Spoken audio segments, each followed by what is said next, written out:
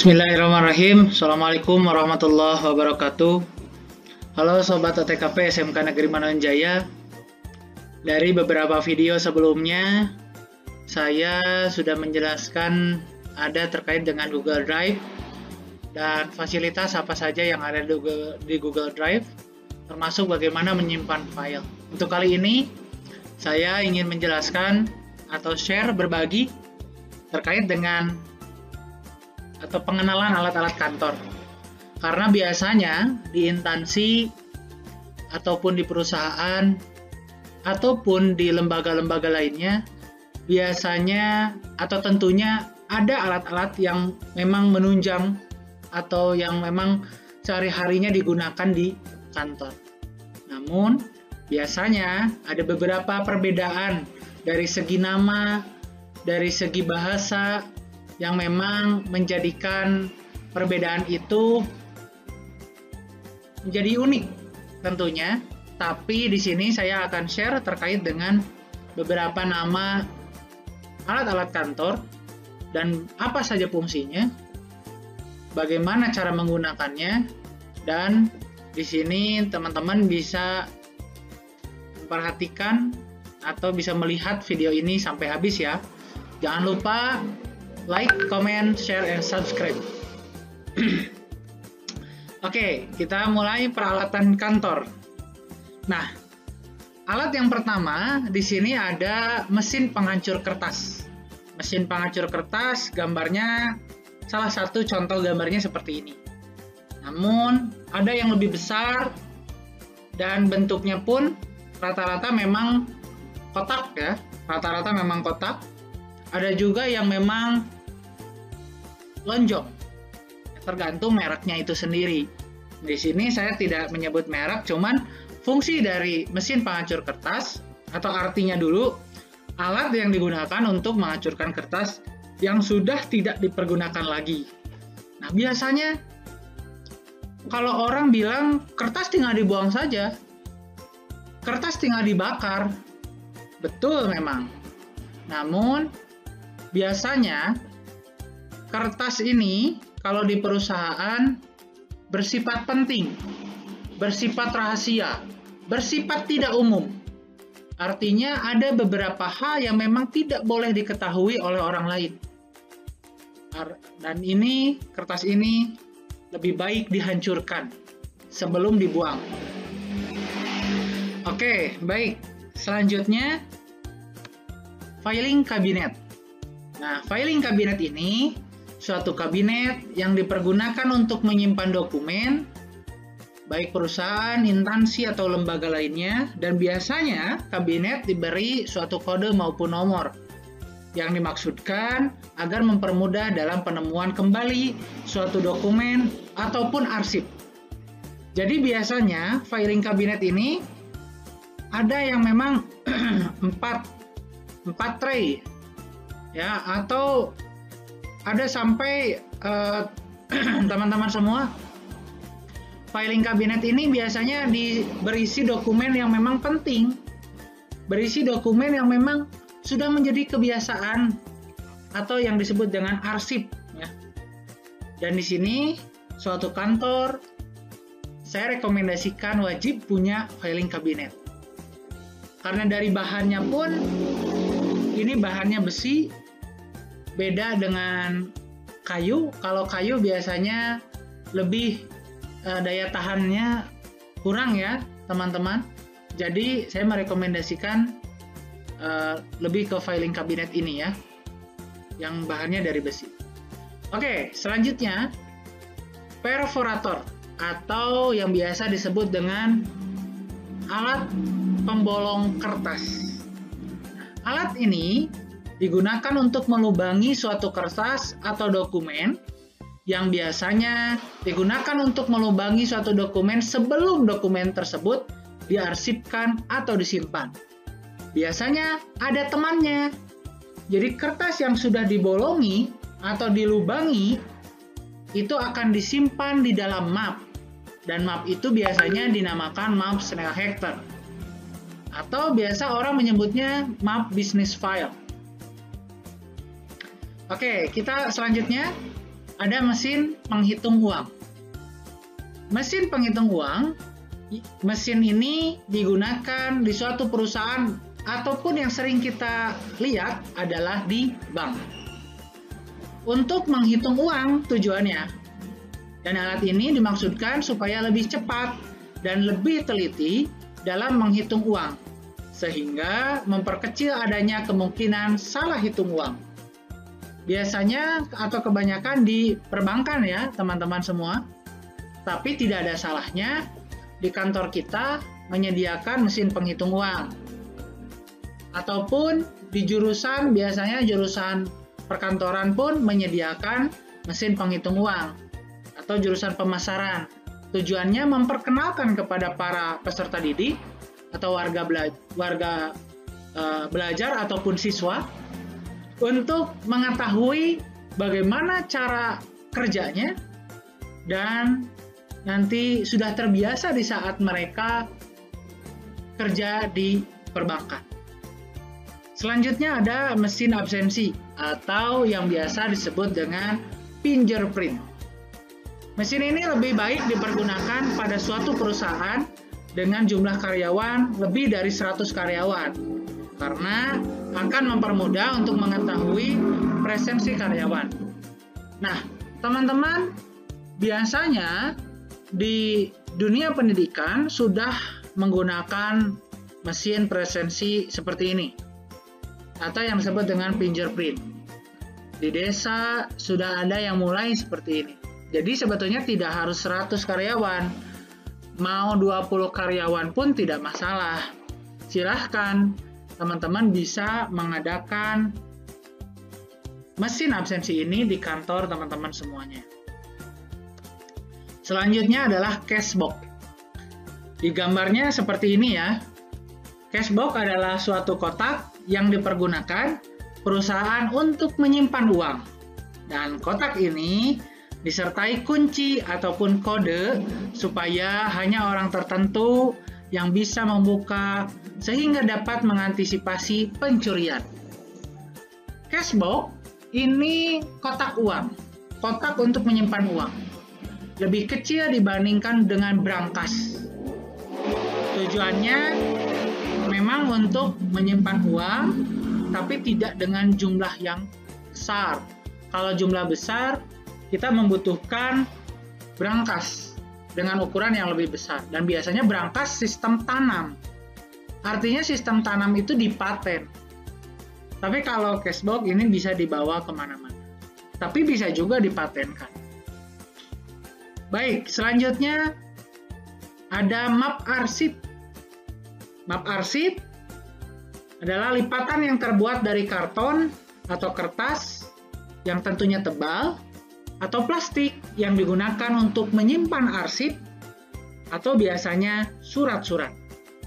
Baik itu surat masuk maupun surat keluar. Selanjutnya, guide. Nah, guide ini lembaran kertas, tentunya tebal, atau karton yang digunakan sebagai petunjuk dan atau sekat atau pemisah dalam penyimpanan arsip. Ini biasanya guide-guide ini yang sering kita temukan biasanya ada di, kalau kita ke dokter, teman-teman, biasanya para perawat atau petugas yang ada di klinik atau di rumah sakit tersebut akan mencari data kita terlebih dahulu berdasarkan nama, awalan nama kita, biasanya seperti itu. Jadi karena arsip itu berbagai macam, ada arsip menurut subjeknya, ada arsip menurut tanggal, dan arsip-arsip yang lainnya.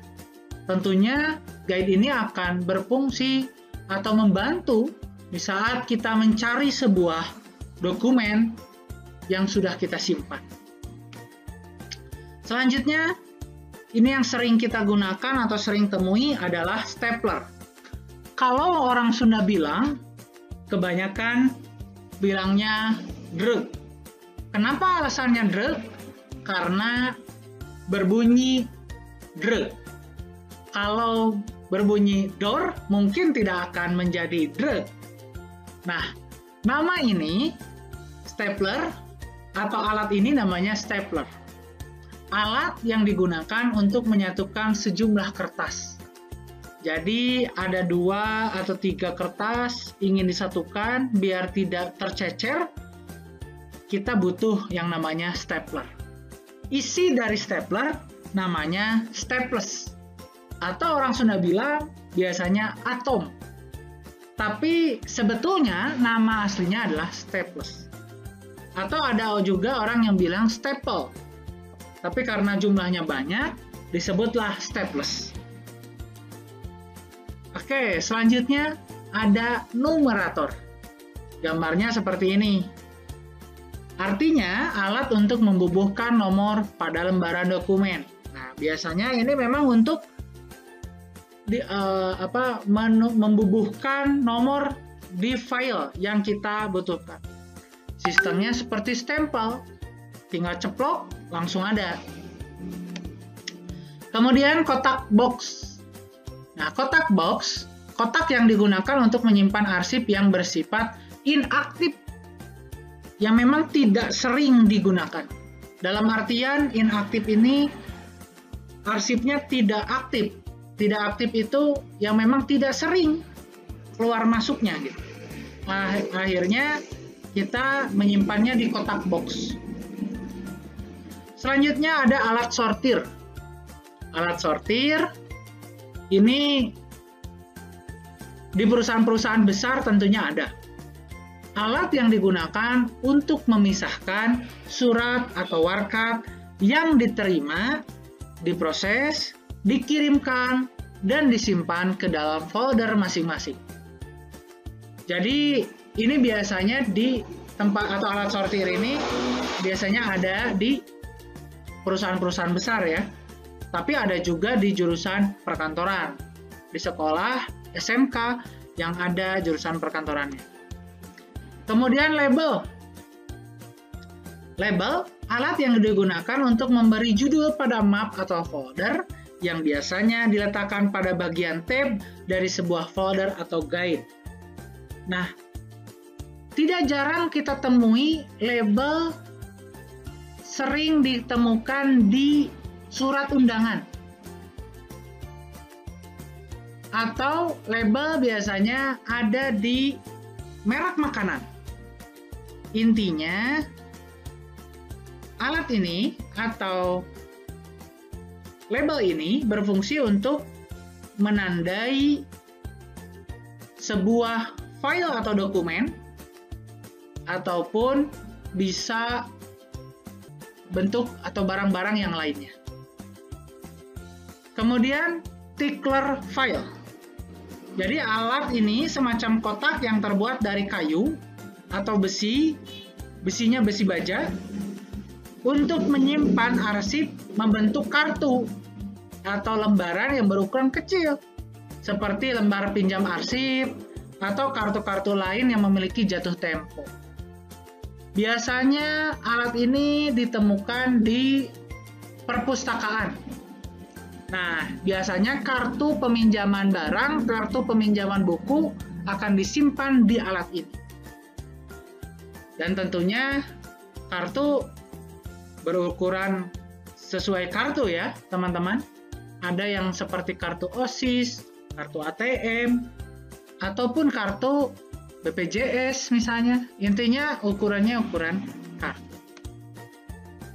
Kemudian Cardex atau Card Index Cabinet.